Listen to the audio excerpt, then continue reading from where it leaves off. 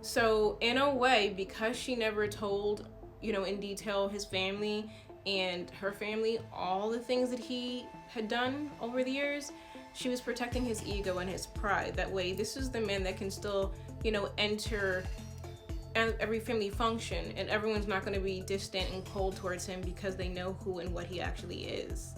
And the reason why I said I know that man is never going to call me or text me or write me or email me ever the fuck again is because he is somewhere right now with his glasses all the way pushed to the bridge of his damn nose with the biggest pen, a stack full of paper, and probably an overhead desk light just on that shit. And he's watching all my content because he probably deleted the entire text thread and everything and anything he ever sent to me.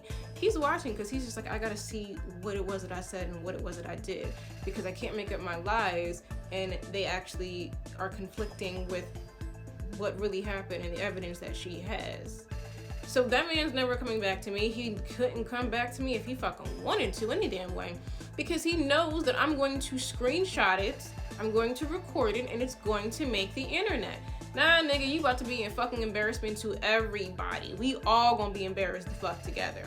Oh, no, honey, move over. Make some fucking room. I have plenty of room over here for you to sit the fuck down right next to me and be embarrassed too. You did this shit. You caused this shit. And anytime any auntie, uncle, cousin, sister, mother, father, who the fuck ever catches an attitude about how I handled this situation because they're related to either party, just remember, that nigga did that shit to you, not me. I'm just talking about it. Guilty by association, embarrassed by association, insulted by association. No one has any room for their pride and ego to be hurt, not even the fuck a little bit. He shouldn't have been talking shit about you to me. He shouldn't have been telling me your fucking business. He shouldn't have been lying on you to me. So every time that somebody sees something or hears something that it makes you uncomfortable and bothers you, go call that man and cuss him the fuck out, because he didn't give a fuck about you, and that's why I know about you. There is not a single fucking soul that could be mad right now. I was very, very meticulous and very careful about how I went about what I did and how I did it. I knew exactly what I put on the internet. I knew exactly what I said. I knew exactly what's in these screenshots. I know what I covered, I know what I didn't. I knew exactly what I was doing. And I'm glad that I had the time to take my time with this series so I didn't miss a damn single thing. Because if I would have just hopped on the internet the day that I found out about this, it would have been a trail of nothing but tears and drama and me spiraling and me crashing out and a shit ton of videos. But this gave me time to be strategic. This gave me time to sit and think. This gave me time to process everything. This gave me time to deal with this reality. And I think that I've handled it quite well. I mean, it could be so much worse. Like, be grateful. Just be grateful. But I know, and it's always been in the back of my mind, that, yeah, there are some generations of women and men who will look at this and just be like, she's embarrassing our family. She's talking shit about our family. It's this and this and that. How you overlook the fucking problem? How you overlook that? I'm not the problem. I'm talking about it. It happened to me. I was contacted. That happened to me. I was told shit. That shit was told to me. I'm just sharing it.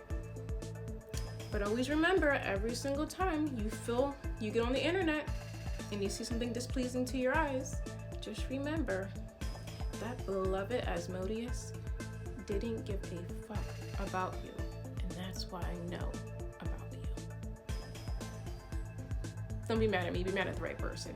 He is the problem. Let's try and not forget that. He's the fucking problem. He is.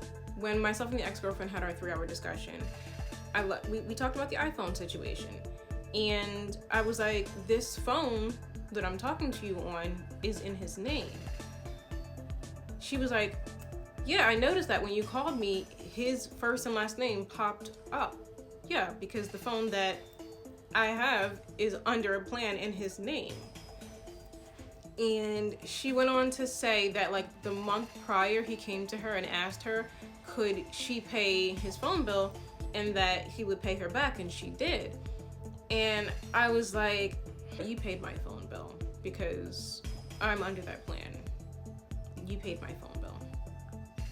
But thank you. But you paid my phone bill. That nigga is so fucked up. As we got to the end of our conversation, I did let her know that the reason why I reached out looking for the mom on Facebook was because I needed Asmodeus to go and get blood work done for our son.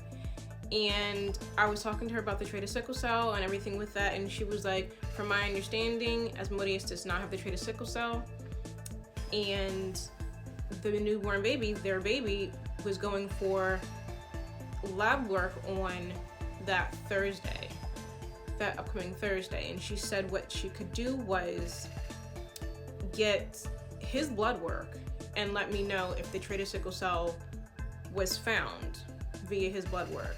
Yeah, it didn't work out like that, but again, like, I can completely understand, like, once all that shit really sets in and you really realize that shit happened to you, and you've been looking at this face that's been lying to you for months, staring you in the eyes, telling you shit that was never gonna come to pass because he genuinely didn't fucking mean that shit.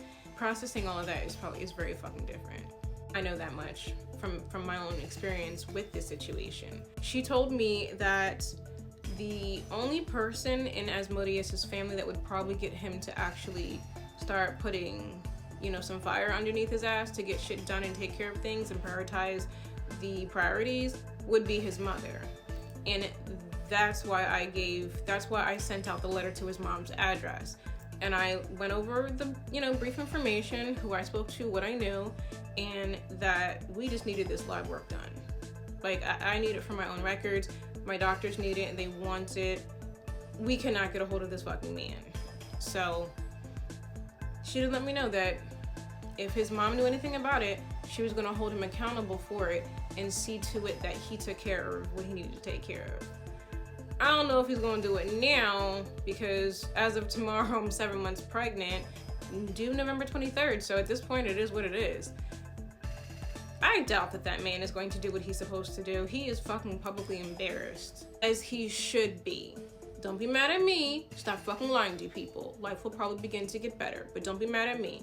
That's probably where all that fucking hair went. Every time you lie, your hair every time you lie, your hairline recedes back.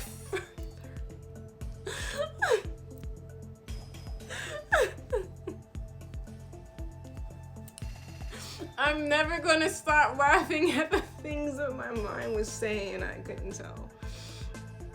I'm sorry, I don't care, I'm beating a dead horse, but I'm never gonna stop laughing at that shit. I'm sorry. I'm so sorry. Y'all can't tell me you've never had an experience where you like, all the shit I could have said to you, all the comebacks I had stored up, and now I can't say it. Now I can say it. Granted, it's on TikTok, but I know he's gonna hear about it, and I know he's obsessed with watching this shit. Like a fucking serial killer. He's over here watching this because he just loves being talked about. So, I'm sorry.